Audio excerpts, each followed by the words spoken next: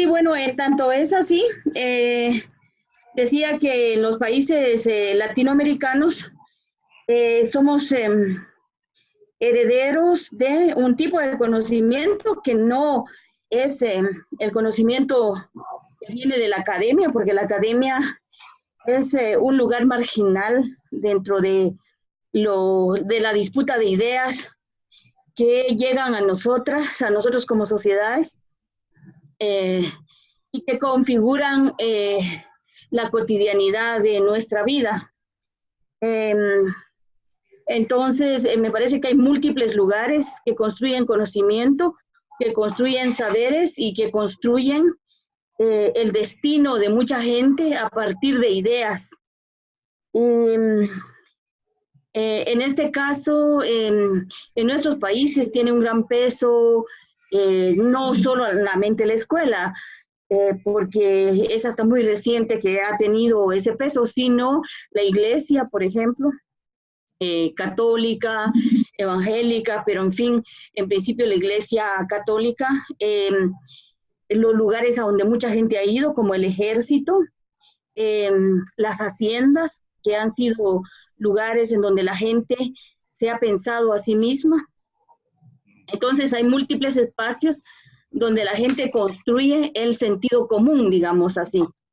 Y que finalmente lo que se entiende como sentido común es lo que le da, valga la redundancia, sentido a las acciones cotidianas de mucha gente.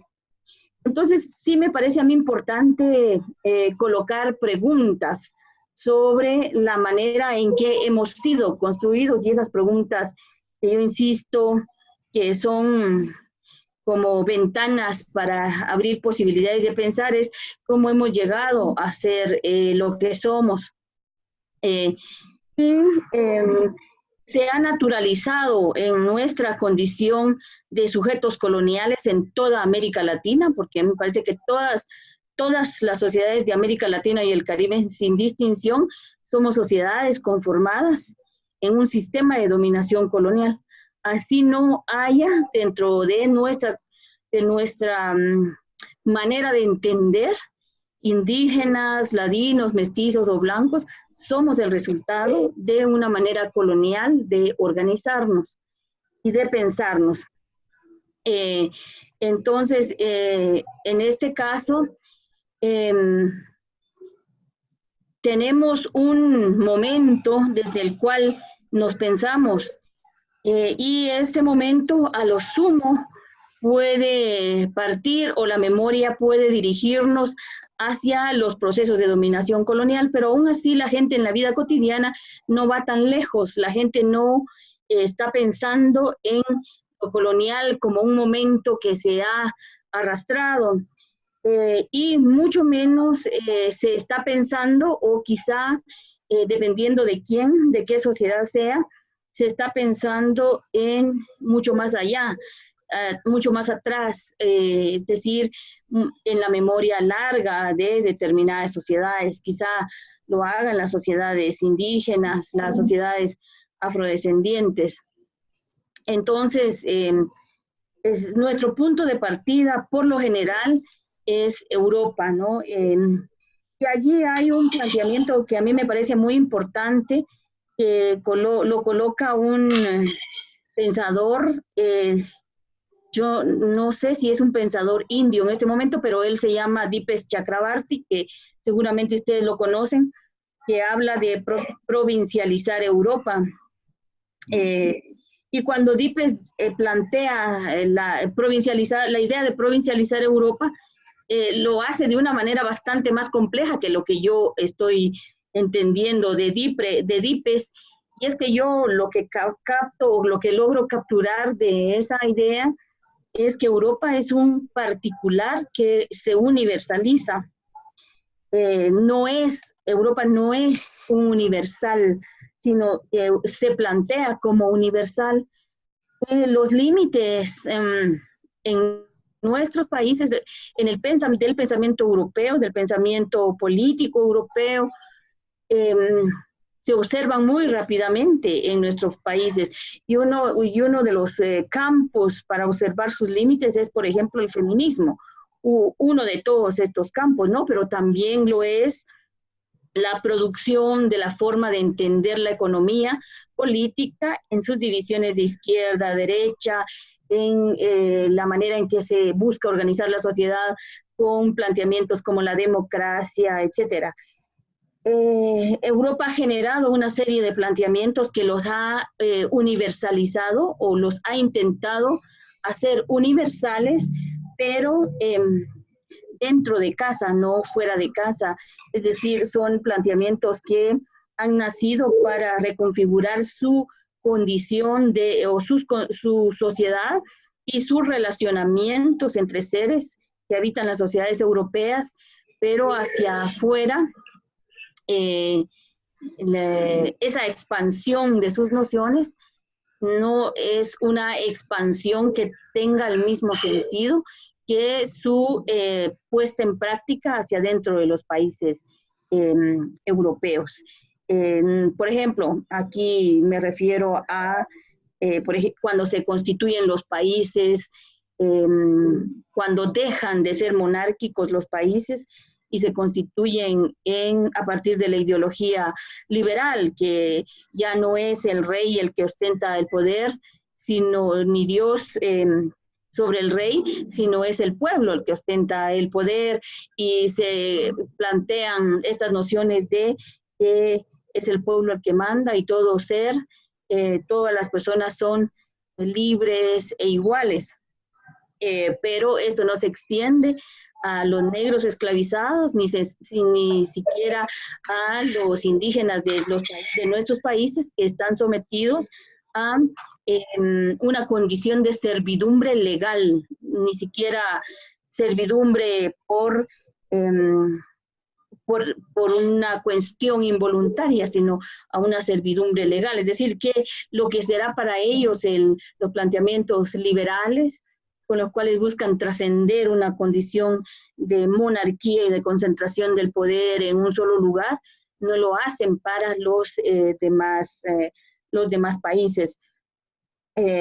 Bueno, entonces es esta Europa la que plantea nociones que buscan ser expandidas a nivel universal, pero al mismo tiempo crea sus mismas contradicciones y sus límites para ser expandidos. Y creo que nos encontramos entonces dentro de esta retórica. Cuando es Europa la que llega y nos llena de sus nociones, muchas veces también nos hereda, o no sé si nos hereda, sino nos coloca ante posiciones limitantes, nos coloca ante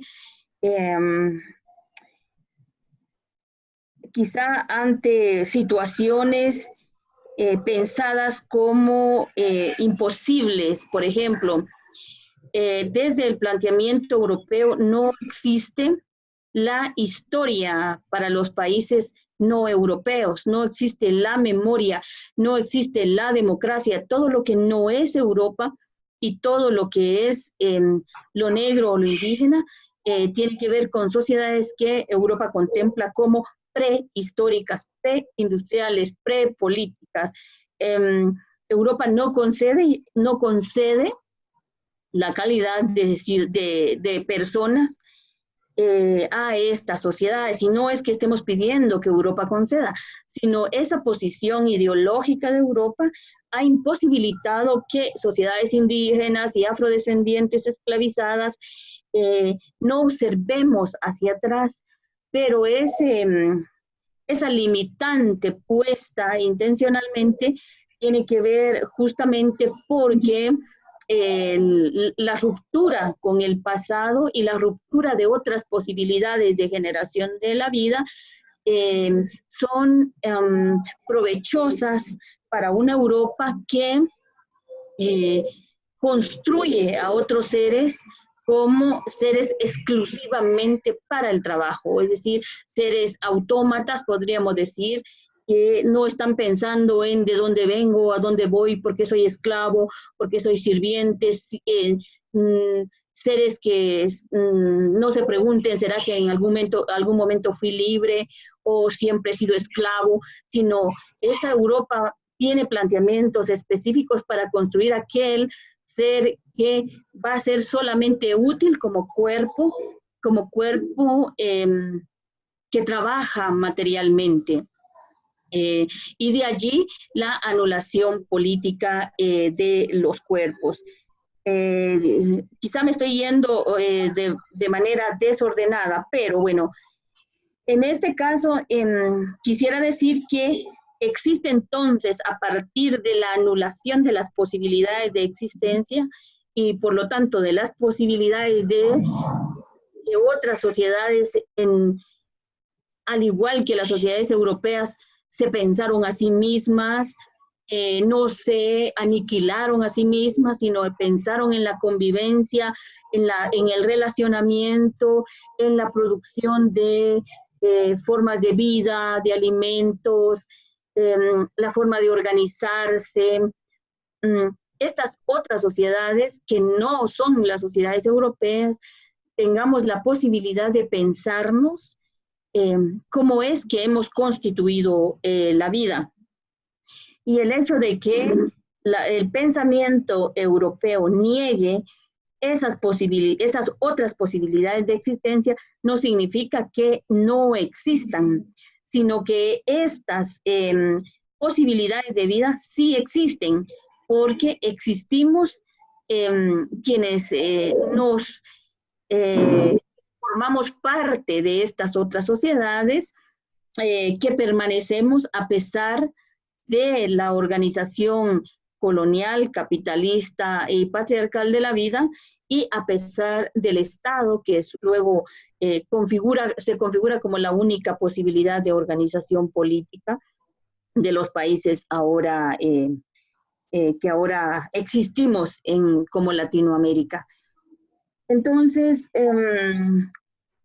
a mí me parece que estos intentos que estamos haciendo de dialogar con el pasado, como lo plantearía otro pensador indio, tiene que ver con la conexión con nuestra memoria larga, con nuestra historia larga y con esas posibilidades que han permitido nuestra permanencia y nuestra existencia en sociedades que nos han querido aniquilar o subyugar para constituirnos en sujetos, en los sujetos que ellos necesitan para la reproducción de su propia vida. Entonces, ese diálogo que estamos haciendo con el pasado tiene que ver con la reconstitución, reconfiguración o reconstrucción consciente de esas otras maneras de existir. Y a eso es lo que yo le llamaría epistemologías indígenas. Son esos otros conocimientos que no tendrían que ser conocimientos, no sé cómo le podrían llamar, no son conocimientos exóticos, es lo que yo quisiera decir, no son conocimientos extraterrestres, sino son conocimientos que tienen que ver con la manera en que otras sociedades, cuando se encontraron, se plantearon preguntas en cómo podemos vivir juntos, cómo no nos podemos acabar, cómo no nos podemos agredir, cómo podemos coexistir. Cualquier sociedad en este caso, y en este caso de las sociedades indígenas, son sociedades que se han preguntado todo eso, y el hecho de haber construido la vida durante 20.000 años, ¿verdad? No 5.000 años, sino el hecho de haber construido la vida de hace 20.000 años o 15.000 años, tiene que ver con que son sociedades que han ensayado y puesto en práctica mecanismos de coexistencia, y es a eso entonces que yo le llamaría epistemologías indígenas. No sé si hasta ahora voy bien, ¿me escuchan o estoy hablando sola? Perfecto. Estoy bien, va, muy bien. Muy bien. Entonces, ¿a qué yo le llamo epistemologías del dominio? Le llamo epistemologías del dominio a aquellos saberes y conocimientos que se han construido o constituido sobre la base de la configuración de la existencia de ciertos sujetos, pero anulando la existencia de otros sujetos. Y en este caso, me parece que la manera en que ese occidente llega hacia nosotros tiene que ver con epistemologías del dominio, por la forma en que llega, por las intenciones con que llega esa Europa a nuestras vidas y por los mecanismos con que se quedan y le dan forma a los países que habitamos. Y entonces yo quisiera decir, por ejemplo, que como sujetos habitantes de los países de Latinoamérica o de Abya Yala, que sería lo más, quizá la palabra más adecuada, que la manera en que nos hemos constituido como sujetos tiene que ver con una profunda interiorización de lo que se ha buscado hacer de nosotros, de lo que se ha buscado o del contenido que se ha querido dar a las y los sujetos que ahora somos. Y muchas de esta conformación de los sujetos que somos no tiene que ver con mecanismos racionales de pensarnos y de actuar, sino en muchos casos tiene que ver con mecanismos que nuestro cuerpo, nuestros sentidos y, por cierto, también nuestro pensamiento lo manifiesta en la cotidianidad, en la legitimidad de la estructura organizativa, política y económica que tenemos. Y entonces yo aquí sí me quisiera referir a algo que me parece que tiene vida en este momento, o sea, que tiene existencia en este momento, y es la manera en que se ha configurado las sociedades a partir de la diferencia y de la jerarquía.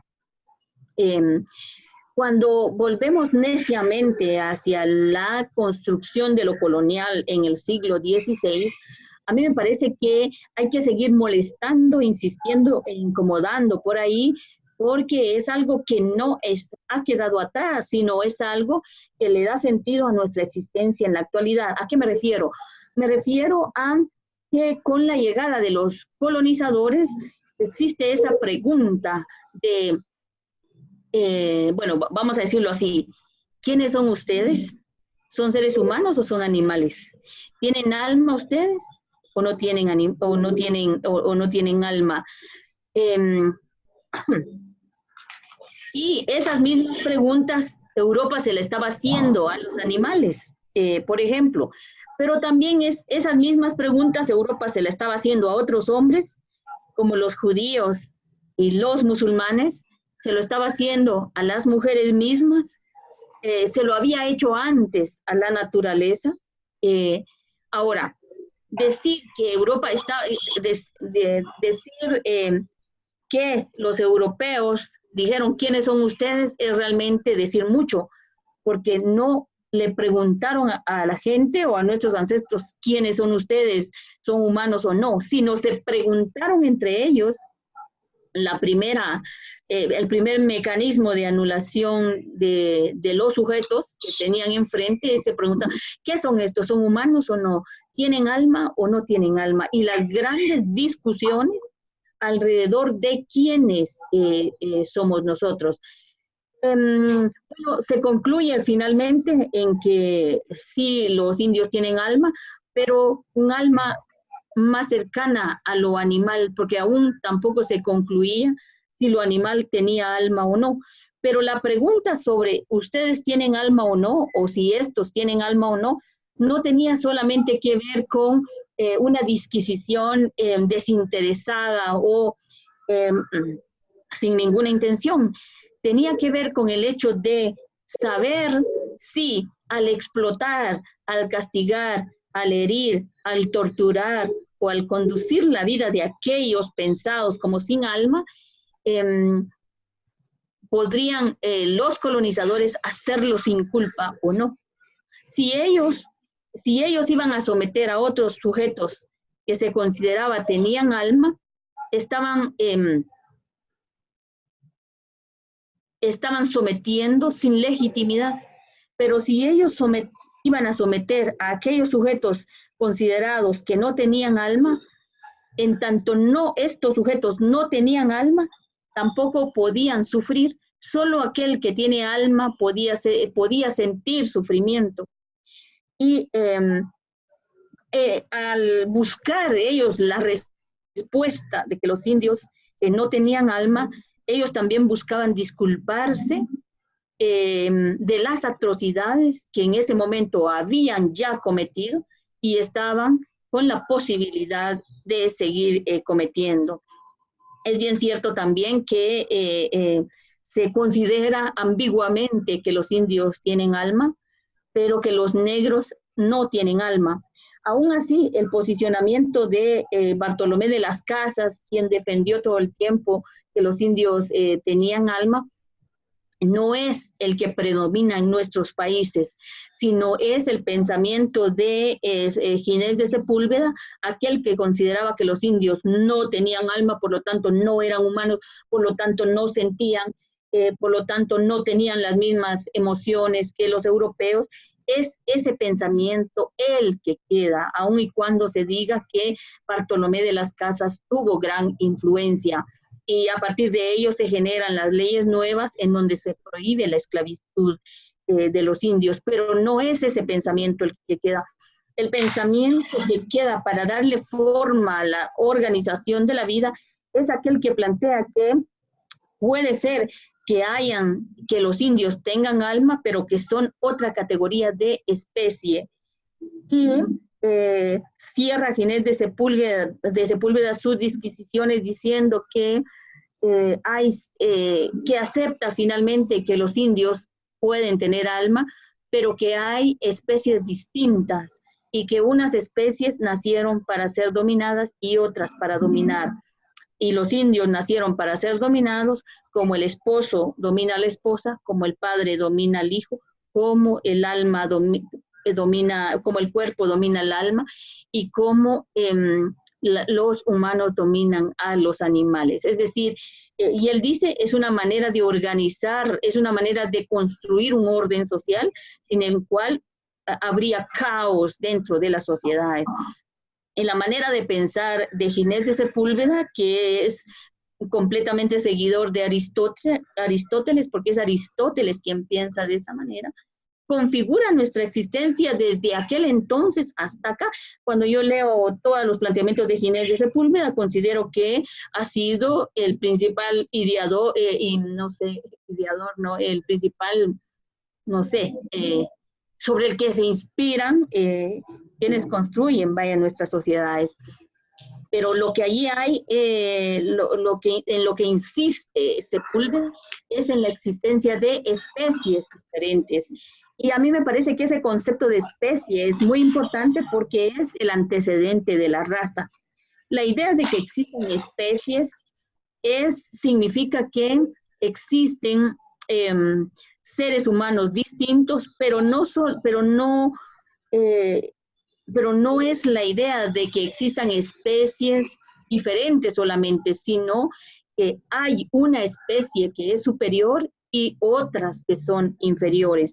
Es decir, que existe la idea de dominación, de construir un orden jerárquico en donde sea una especie la que domine al resto de las especies.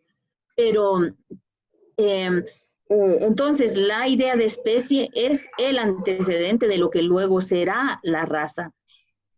Y a mí me parece que pasa un tiempo para que la idea de raza configure a las sociedades latinoamericanas. Aún así, no necesita estar el concepto de raza para que las sociedades que habitamos estén ya constituidas en la segregación. Es la misma idea de especies la que separa en la época colonial, los cuerpos en diversos territorios. Recordemos que todos nuestros países fueron configurados en República de Indios y República de Españoles. Ahí la separación de los cuerpos era, fue fundamental para la organización de las primeras sociedades que se construyen con la llegada de los colonizadores. Es decir, que la separación de los cuerpos son muy, muy importantes en este caso. Pero muy pronto, con esa separación de dos tipos de cuerpos de españoles e indígenas, llegan otros cuerpos, entre comillas, no esperados, que serían las y los mestizos, que surge el mestizaje a partir de la relación entre múltiples sujetos, que no es solo español e india o español y negra, sino lo que viene de las múltiples formas de organización, y que sobrepasa las nociones de la separación jerárquica de República de Españoles y República de Indios.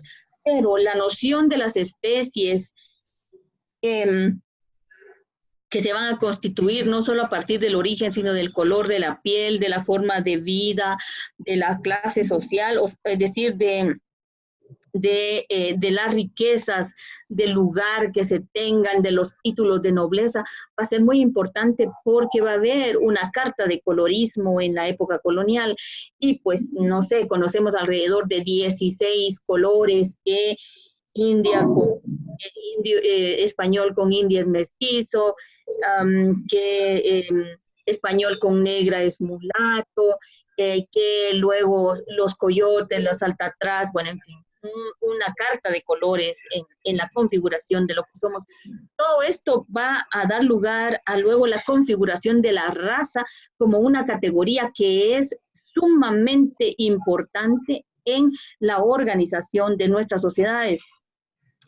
Para la época de las independencias, la raza es muy importante porque hay diversidad de castas, en muchos casos en gran conflictividad, y que en buena medida también son partícipes de los procesos de independencia. Ahora, la raza, ¿qué es la raza? La raza es un mecanismo biológico, entre comillas, porque está nombrado como un mecanismo biológico que le va a dar sentido a la diferenciación de los cuerpos, pero también a la jerarquía de los cuerpos. Pero la raza es una noción determinista. Es una noción determinista que se fundamenta en la idea de la naturaleza. Es decir, si alguien pertenece a determinada raza negra o raza indígena, no puede cambiar porque está determinado de esa manera. Y es sobre esa base que se fundamenta la servidumbre, que se fundamenta los procesos de esclavitud.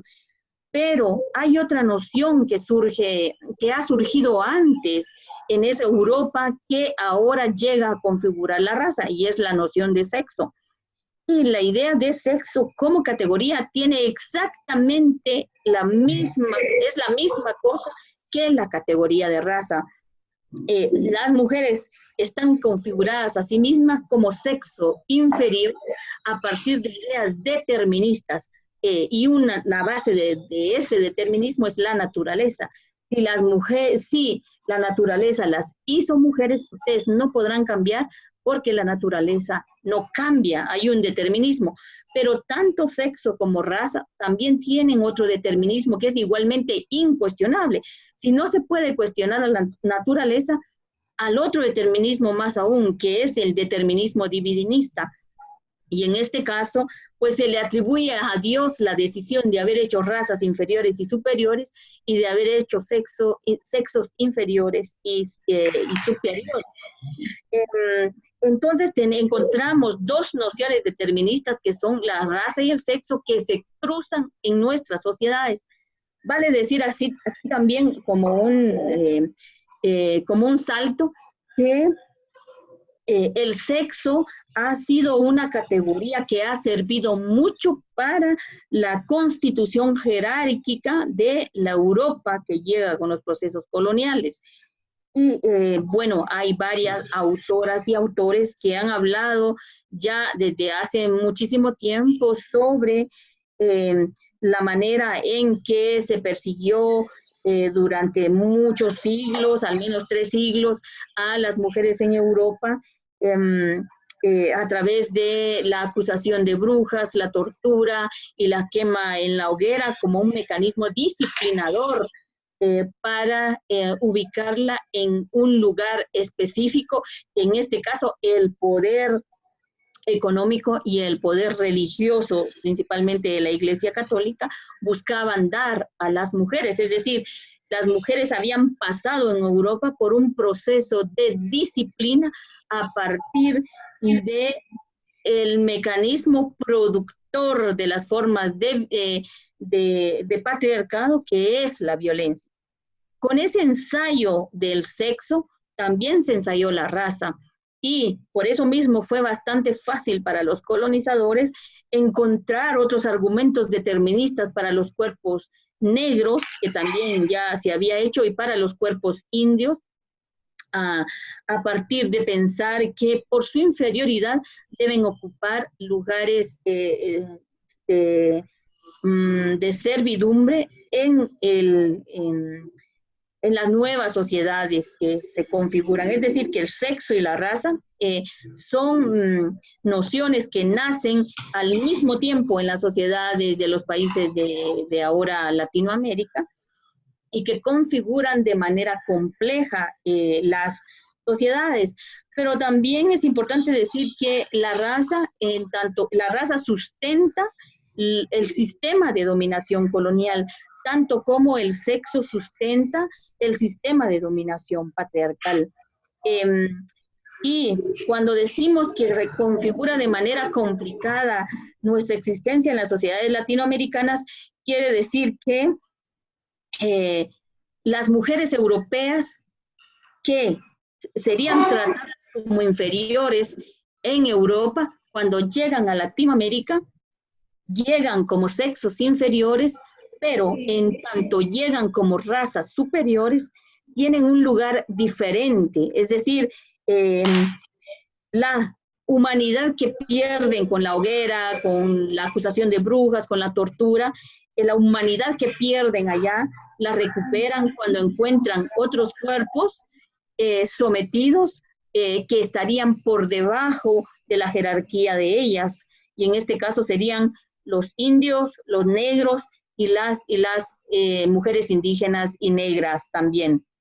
Es decir que por eso es que es muy evidente que las mujeres no somos una categoría universal y desde hace muchísimo tiempo no hemos sido una categoría universal. En los países de Latinoamérica no lo somos porque llegan como sexo inferior, pero como razas superiores a Latinoamérica. Y en esa relación se constituyen en razas dominantes frente a mujeres. Es decir, sí, las sociedades latinoamericanas se configuran a partir del cruce de dos formas de dominación, que sería el colonialismo y el patriarcado, pero ambos configurados por el capitalismo, quienes ostentan ambas formas de poder, quedarán en una posición de superioridad frente a aquellos que van acumulando o sintetizando múltiples formas de dominación en sus cuerpos, como en este caso serían las mujeres indígenas. Y son los argumentos de la raza en Latinoamérica los que procurarán organizar la sociedad, al menos en 3 aspectos, plantearía yo.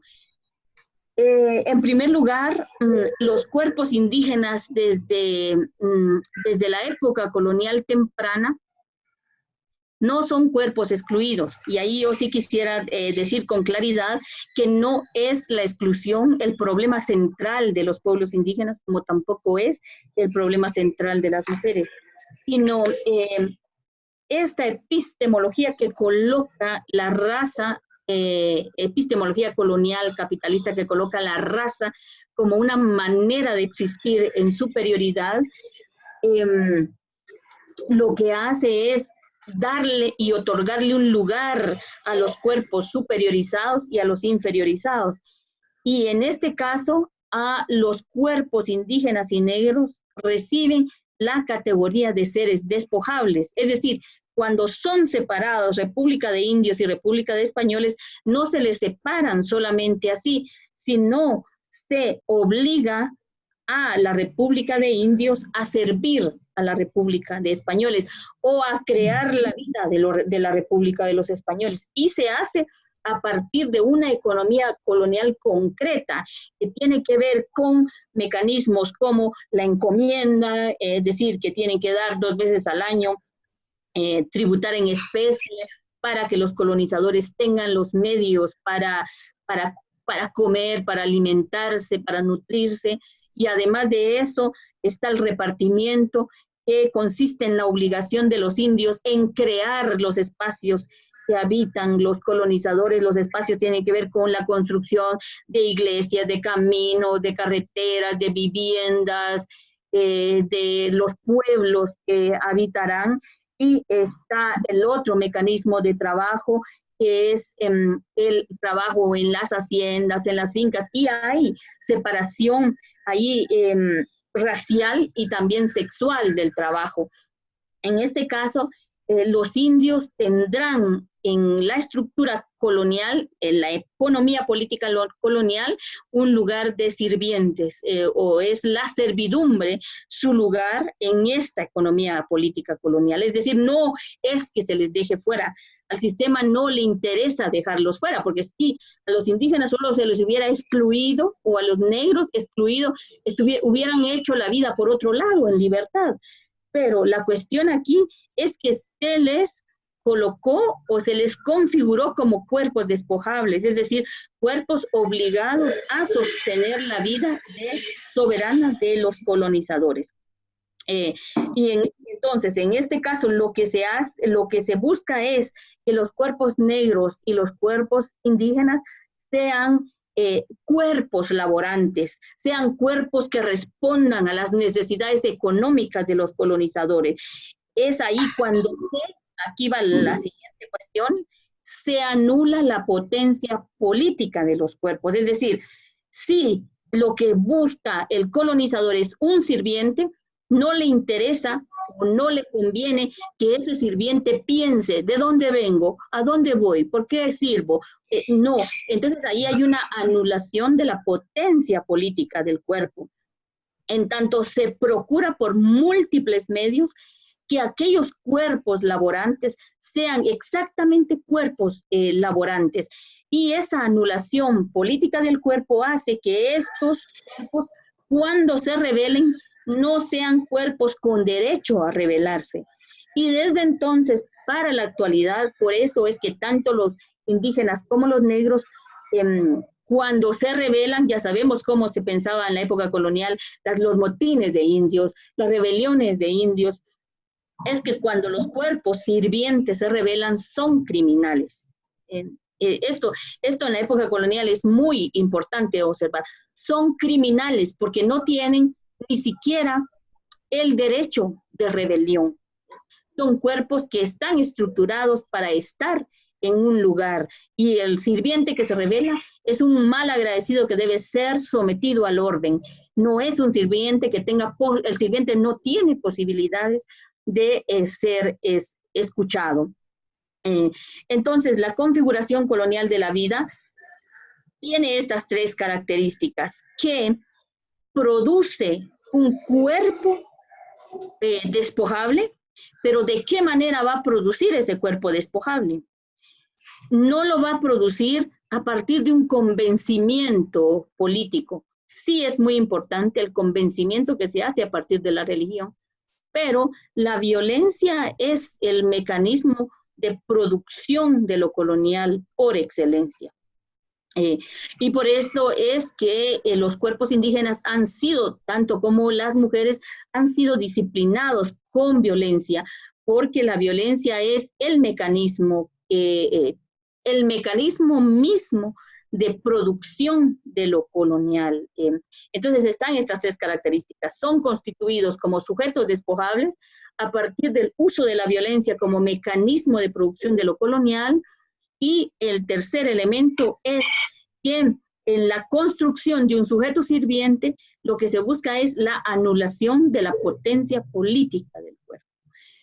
Es ese el sujeto colonial, es ese a quien se ha buscado anular su potencia política. No es aquel a quien se le ha quitado su cultura, a quien no es ese, sino aquel que no puede rebelarse, aquel que no puede hablar porque el sistema le estructura para que no pueda hacer tales cosas. Bueno, mucha gente se pudre, como dirían ustedes, cuando escuchan este tipo de cosas, porque piensa, y yo he visto en los comentarios que a veces hacen de las cosas que hablamos o de los que yo he hablado, dicen, ¿de qué me está hablando esta? Si en Latinoamérica lo colonial pasó hace 200 años. Es gente que ni se entera de sus planteamientos y obviamente vive en posiciones de privilegio. Pero ¿cómo podemos observar cuándo se ha descartado este mecanismo, esta organización y este episteme de la vida, cuándo se ha descartado de las sociedades de Latinoamérica? ¿Qué implicó el proceso de construcción qué implicó dejar de ser los reinos de España para ser países con ciudadanos? ¿Qué implicó eso? Y es muy importante observar cómo en todas nuestras sociedades, con la llegada de las independencias, a pesar de que los negros, los indios, las mujeres luchan dentro de los procesos de independencia, no serán las élites que gobiernan después. Y uno de los aspectos que es bien importante de notar en las discusiones que tienen los criollos sobre la independencia es esta idea de ¿y qué hacemos con los indios? ¿Qué hacemos con los negros? ¿Qué hacemos con las castas? Y esta pregunta es recurrente porque es una gran población que además es una población mucho más numerosa que los mismos criollos. Pero se supone que es una época en que se está celebrando la idea de igualdad, libertad y fraternidad, que todos los seres nacen libres e iguales, que no hay posibilidad de que un ser humano nazca y sea esclavo. ¿Cómo pueden jugar estos liberales con tales nociones? Pero las nociones que los criollos en nuestros países encuentran es esta. Dicen, bueno, la ciudadanía es urgente de extenderse en todos los rincones de nuestras sociedades. Sin embargo, ¿cómo va a ser ciudadano aquel que ni siquiera es capaz de pensar en su propia vida?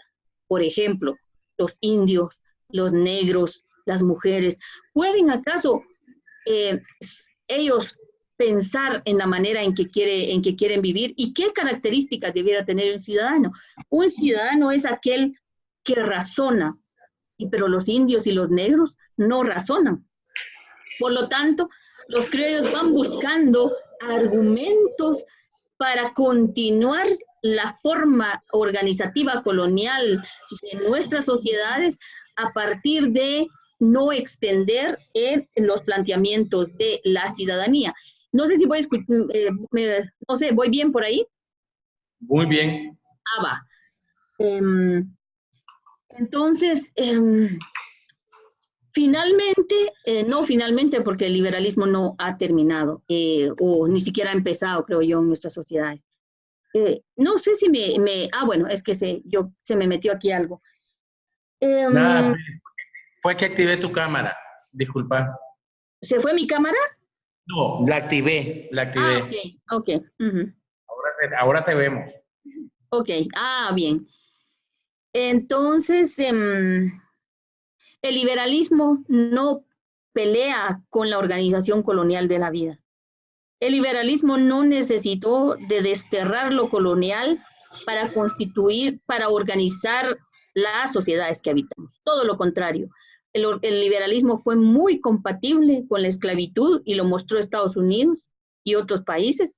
y lo muestran las sociedades latinoamericanas. Muy pronto, servidumbre, esclavitud y liberalismo van a poder convivir de manera útil para las nuevas sociedades. Los criollos dicen, ¿qué hacemos con el indio? ¿Qué hacemos con los negros? Y en nuestras sociedades, en donde al final de los 3 siglos de colonización ya no podía verse a la población afrodescendiente, se pensaba, ¿qué hacemos con los indios? Y las respuestas eran, hagámoslos útiles a la sociedad. En tanto no pueden gobernar, ni siquiera sus propias vidas, hagámoslos útiles a la sociedad, y una manera de hacerlos útiles es obligándolos a trabajar. Y obligándolos a trabajar no estaba, esa idea de la obligación no estaba sometida a la voluntad, sino a las nuevas legislaciones que surgen con las independencias. Y ustedes verán en el caso de Nicaragua, El Salvador, Honduras, Nicaragua y Costa Rica, la manera en que las constituciones emiten leyes de trabajo forzado para los indios y los negros. Y en muchos casos se usa la argumentación de la aniquilación de las poblaciones indígenas, como ocurre en el caso de Nicaragua. Y la idea de decir quiénes son los indios, aquí pueden existir más castas, tiene que ver con una cuestión que no es inocente, sino, por ejemplo, la manera de aniquilar a los indios en Nicaragua y en El Salvador es eliminando en gran medida la tierra comunal de la gente indígena. Eso también se hizo en Nicaragua. Recordemos que la economía política colonial de la época republicana introdujo el café como un mecanismo de producción de la nueva era, y el café necesitó de grandes extensiones de tierra, de mucha mano de obra, tanto para sembrar como para cosechar, como para hacer caminos y construir la infraestructura. Por eso mismo las leyes de trabajo forzados fueron sumamente útiles para la nueva producción de lo colonial dentro del sistema republicano. Pasó un gran tiempo y nuestras sociedades empiezan a tener muchas dictaduras, pero por ejemplo en el siglo XX, cuando hay élites progresistas en nuestros países, se piensa nuevamente en la pregunta, ¿qué hacemos con los indios? ¿Qué hacemos con los negros? En otra cuestión, en otras sociedades. Pero aquí es importante observar, si vamos a los intelectuales de nuestros países, cómo el racismo colonial, el racismo científico empieza a ser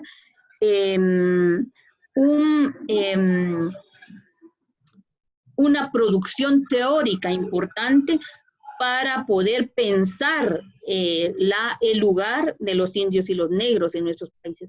Es decir, que los intelectuales, los políticos, olvidan convenientemente que fue la historia la que nos colocó en los lugares que tenemos los sujetos racializados, como superiores y como inferiores, para pensar en que efectivamente los indios y los negros están en el lugar que tienen porque son razas inferiores. Y, por ejemplo, en nuestros países está el Premio Nobel de Literatura Miguel Ángel Asturias, que habló todo el tiempo de por qué el indio es inferior, que es inferior porque su sangre es degenerada, ha dado vuelta en el mismo círculo, muchísimas aberraciones, dijo en su tesis El problema social del indio, y como resultado de su manera de pensar al indio, recomienda que se traigan razas blancas para que se mesticen con los indios de tal manera que se puedan mejorar la raza y puedan tener nueva existencia. Esto ocurrió en todos los países. Los blancos siempre fueron invitados para habitar nuestros países, pero desde la condición de la racialización como superiores, desde los conductores de los lugares que habitamos. Bueno, me parece también muy interesante la manera en que la raza es una preocupación central de países como Costa Rica, por ejemplo, y también de Nicaragua, en donde los intelectuales decían, nuestros países están volviendo los sujetos que habitamos estos países no son sujetos que puedan simbolizarse en trozos de oro, sino en trozos de carbón, refiriéndose al color de la piel que los habitantes estaban tomando en aquel entonces. Y por lo tanto ellos sentían la urgencia de blanquear los países. Se construye a lo largo de muchos siglos la idea de la blancura como una condición digna de la existencia, pero es también la blancura la que nos coloca en diferente condición de habitar, de ser sujeto político y de tener un lugar en la economía política colonial hasta la actualidad. La idea de la blancura es una noción importante en nuestros países porque comúnmente la gente dentro de nuestras sociedades se piensa blanca frente a lo indígena, frente a lo negro, aunque tenga el mismo color que nosotros. Pero en tanto está habitando la idea de lo moderno, se piensa a sí misma blanca. Pero hay una cuestión bien importante aquí y que es fundamental de recordar, porque lo colonial no solo define nuestras sociedades a lo interno, sino nos define a los países de manera transnacional. Es decir, que nos configuramos en el tercer